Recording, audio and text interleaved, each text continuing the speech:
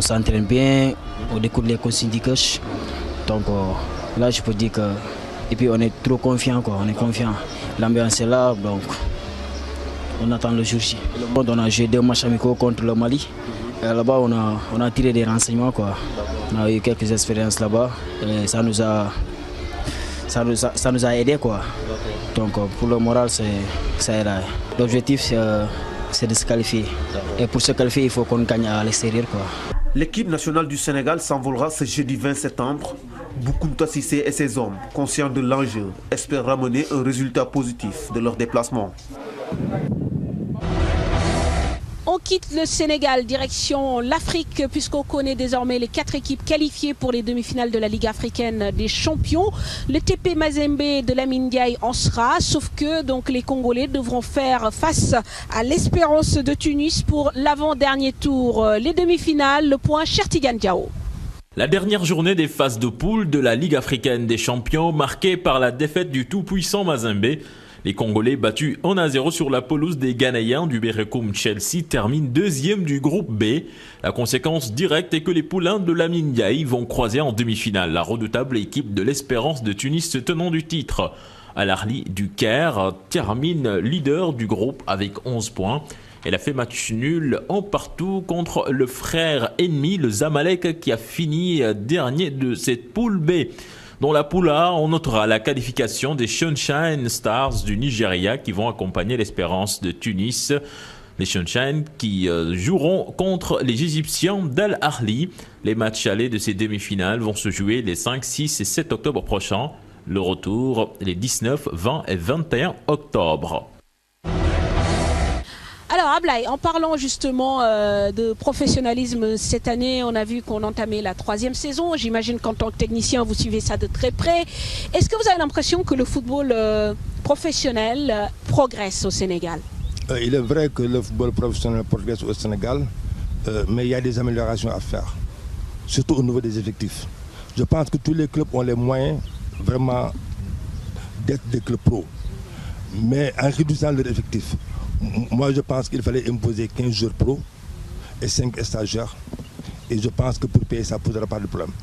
Parce que je vois mal qu'un club pro puisse utiliser 40, 37, 35 footballeurs. Et tu vois des footballeurs qui vont rester toute la semaine et qui ne vont pas jouer et qui ne vont pas être payés. Moi, je pense que ça, c'est une mauvaise chose. Très bien. Mais on remarque également un phénomène en pleine saison. On a l'impression qu'au Sénégal, c'est toujours la période des transferts. Les joueurs vont et viennent, vont au test. Finalement, est-ce que réellement ça c'est productif pour le football en fait? Non, mais ça déstabilise. On doit avoir des périodes où les joueurs peuvent aller en test et des périodes où vraiment ils peuvent être là et pour se concentrer. Il est très difficile qu'un joueur puisse rester dans la saison, compétir pour son club et penser à aller faire des tests. Donc ils sont partagés entre les managers et entre leurs clubs. Et je pense que les footballeurs appartiennent au club, ils n'appartiennent pas aux managers. Alors Ablaye, sur le plan national, vous savez qu'on vient de jouer un match important contre la Côte d'Ivoire, qu'on a perdu. Peut-être que vous avez été l'un des rares techniciens à remettre en cause en fait le choix d'un entraîneur qui ne répondait pas forcément aux critères prédéfinis par la fédération. Ça a été assez courageux de votre part d'ailleurs à l'époque. Mais moi je dis ce que je pense, je n'ai pas d'état d'âme. Koto c'est mon ami, c'est un collègue à moi. Mais moi je parle sans état d'âme. Moi je dis le fond de ma pensée. Vous pensez que ça a été peut-être un mauvais choix pour l'équipe nationale du Sénégal? Dans ces circonstances, je ne veux pas le dire parce qu'il est en pleine action, il a été pris. Mais donc il faut que les gens qui l'ont pris gardent leurs responsabilités. Sache qu'en principe, Koto n'a rien fait. Parce que Koto il a amené l'équipe, il a travaillé sur sa conscience. Et au Maroc, il a fait un bon résultat. Contre la Côte d'Ivoire, perdre 4-2 contre la Côte d'Ivoire, c'est un grand honneur. Faire douter la Côte d'Ivoire, c'est un grand honneur. Et je pense que quand tu as vu le Sénégal jouer, le Sénégal n'a pas été ridicule. Au contraire, parce que le Sénégal a fait trembler chez eux-mêmes les Ivoiriens. Bien vrai que les Ivoiriens avaient une tâche très difficile. Il fallait attaquer et défendre en même temps. Finalement, ils ont opté d'attaquer.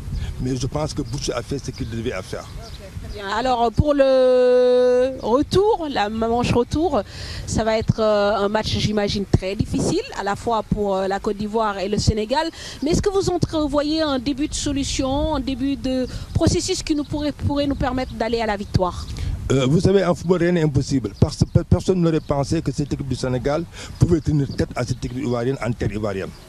et marquer 2 fois la marque, personne ne pouvait l'imaginer. Parce que c'est une équipe très houlée en pleine maturité. L'équipe sénégalaise, il y a un amalgame entre les anciens et les nouveaux. Et malgré cela, le Sénégal a joué à valeur égale. Ils ont joué parce qu'ils ont eu des moments très faibles. Ils ont eu à terminer à 10. Donc on peut dire que ce sont ces phénomènes-là qui ont fait que le Sénégal a souffert. Donc ils vont jouer au match retour qui sera un match très difficile. Parce qu'il faut défendre et en même temps il faut attaquer. Et tout le monde sait que l'équipe ivoirienne a la capacité, dans tous les terrains où ils partent, de marquer au moins 1 à 2 buts. Maintenant, je pense que si la chance nous sourit, on peut se qualifier par 2-0, parce que 2-0 c'est toujours mieux. Parce que nous, 3-1, c'est un essai qui est très possible, mais ça sera un match très difficile face à de gros cylindres. Alors Ablaye Ndiaye, c'est sur ces mots que nous arrivons au terme de cette émission. Les vacances, là, ça y est, vous prenez les vacances? On part 3 semaines de vacances et après on recommence le travail. Très bien, on repart au travail et on espère cette fois-ci que peut-être Niary Tally va encore franchir une étape, pourquoi pas le championnat? Ça sera l'objectif que tout le monde doit se fixer. On a gagné la Coupe de la Ligue, on a été 3e. Il faut faire mieux. Okay. Donc il faut être 2e ou 1er. Très bien. Et de gagner la Coupe, sinon gagner la Coupe nationale. Très bien. Et je pense que ça doit être un défi de tous les supporters, de tous les dirigeants et de tous les footballeurs. Très bien. J'imagine que peut-être vous aimeriez garder le même groupe, travailler avec la même ossature.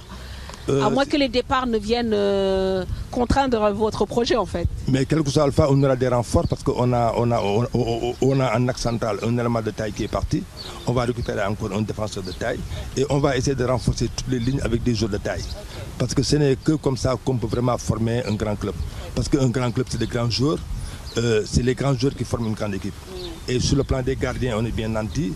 Sur le plan maintenant des lignes de défense, des milieux d'attaquants, il nous faut vraiment prendre des attaquants, des milieux de terrain et des défenseurs d'envergure. Alors Ablaye Ndiaye, en tout cas, bonne chance et bonnes vacances. On rappelle aussi que la Coupe du Sénégal se joue samedi. Cette fois-ci, ce sera entre Renaissance et HLM. Et on espère que le public viendra aussi nombreux puisque samedi dernier, quand même, il faut dire que l'affluence a été au rendez-vous. Parlons foot, c'est fini pour aujourd'hui. Papimbo, Ahmed Niang, Abza Diallo, Papa Chiner, Mame Fatou Ndoye pour vous servir. On se donne rendez-vous la semaine prochaine pour un nouveau numéro de Parlons Foot. Ablaye, merci beaucoup et excellente soirée. Au revoir.